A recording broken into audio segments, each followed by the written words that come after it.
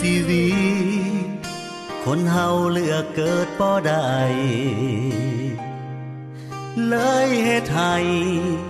หัวใจเจ็บซ้ำเรื่อยมา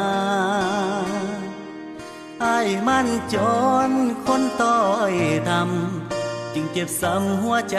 หนักหนาจึงบ่มีค่าในสายตาของน้อง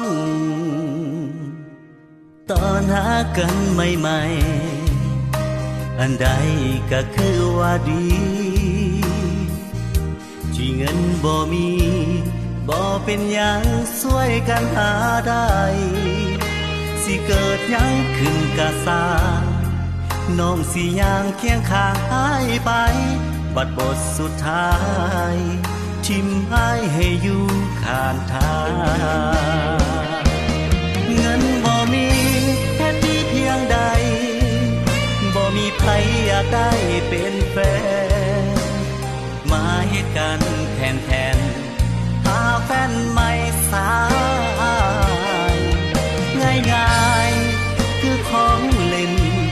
เห็นให้เป็นสิ่งของบ่มีค่า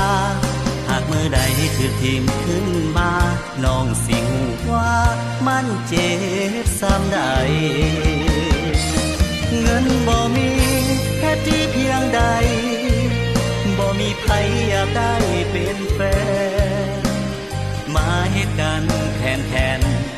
หาแฟนใหม่สายง่ายๆคือของเล่นเห็นให้เป็นสิ่งของบ่มีค่า